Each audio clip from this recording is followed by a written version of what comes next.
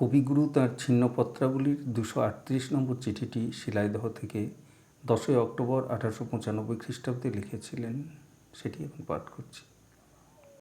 ঠিক যাকে সাধারণত ধর্ম বলে, সেটা যে আমি আমার নিজের মধ্যে সুস্পষ্ট দৃঢ়রূপে লাভ করতে পেরেছি তা বলতে পারি না। কিন্তু মনের ভিতরে ভিতরে ক্রমশ যে একটা সজীব পদার্থ সৃষ্ট হয়ে উঠছে তা অনেক সময় অনুভব করতে পারি। বিশেষ কোনো একটা নির্দিষ্ট মত নয়, একটা নিগূঢ় চেতনা, একটা নূতন অন্তরিন্দ্রিয়। আমি বেশ বুঝতে পারছি আমি ক্রমশ আপনার মধ্যে আপনার একটা সামঞ্জস্য স্থাপন করতে পারব।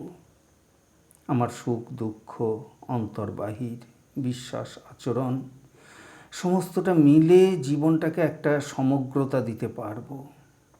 শাস্ত্রে যা লেখে তা সত্য কি মিথ্যা বলতে পারি না, কিন্তু সে সমস্ত সত্য অনেক সময় আমার পক্ষে সম্পূর্ণ অনুপযোগী।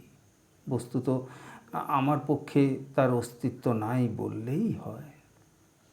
আমার সমস্ত জীবন দিয়ে যে জিনিসটাকে সম্পূর্ণ আকারে গড়ে তুলতে পারবো সেই আমার চরম সত্য।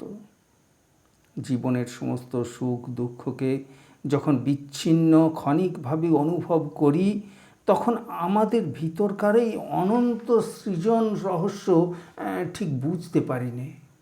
প্রত্যেক কথাটা বানান করে পড়তে হলে যেমন সমস্ত পদটার অর্থ এবং ভাবের ঐক্য বোঝা যায় না, জীবনের সমস্ত সুখ দুঃখকে যখন বিচ্ছিন্ন ক্ষণিকভাবে অনুভব করি, তখন আমাদের ভিতরকার এই অনন্ত সৃজন রহস্য ঠিক বুঝতে পারি না। প্রত্যেক কথাটা বানান করে পড়তে হলে যেমন সমস্ত পদটার অর্থ এবং ভাবের ঐক্য বোঝা যায় না, কিন্তু নিজের ভিতরকার এই সৃজন শক্তির অখণ্ড ঐক্য সূত্র যখন একবার অনুভব করা যায়, তখন এই সৃজ্যমান অনন্ত বিশ্ব চরাচরের সঙ্গে নিজের যোগ উপলব্ধি করি।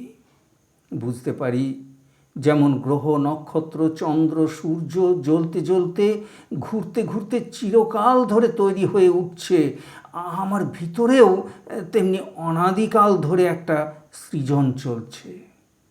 আমার সুখ দুঃখ বাসনা বেদনা তার মধ্যে আপনার স্থান গ্রহণ করছে। এর থেকে কি হয়ে উঠবে জানি নে, কারণ আমরা একটি ধূলিকণাকেও জানি নে, কিন্তু নিজের প্রবহমান জীবনটাকে যখন নিজের বাইরে অনন্ত দেশকালের সঙ্গে যোগ করে দেখি, তখন জীবনের সমস্ত দুঃখগুলিকেও একটা বৃহৎ আনন্দ সূত্রের মধ্যে গ্রথিত দেখতে পাই। আমি আছি, আমি হচ্ছি, আমি চলছি, এইটাকেই একটা বিরাট বৃহৎ ব্যাপার বলে বুঝতে পারি। আমি আছি এবং আমার সঙ্গে আর সমস্তই আছে।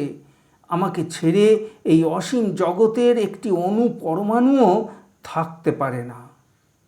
আমার আত্মীয়দের সঙ্গে আমার যে যোগ, এই সুস্নিগ্ধ সুন্দর শরৎ প্রভাতের সঙ্গে তার চেয়ে কিছু কম ঘনিষ্ঠ যোগ নয়। সেই জন্যে এই জ্যোতির্ময় শূন্য আমার অন্তরাত্মাকে তার নিজের মধ্যে এমন করে পরিব্যাপ্ত করে নেয়। নইলে সে কি আমার মনকে তিলমাত্র স্পর্শ করতে পারত? নইলে তাকে কি আমি সুন্দর বলে অনুভব করতুম? আমার সমস্ত বাসনা স্বপ্নকে তার মধ্যে পরিপূর্ণ আকারে প্রতিফলিত করতে পারতুম?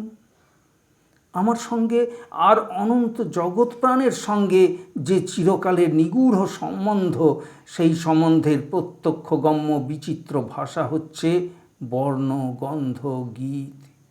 চতুর্দিকে এই ভাষার অবিশ্রাম বিকাশ আমাদের মনকে লক্ষ্য অলক্ষ্যভাবে ক্রমাগতই আন্দোলিত করছে। কথাবার্তা দিনরাত্রি চলছে। কলকাতা, 11 অক্টোবর 1895।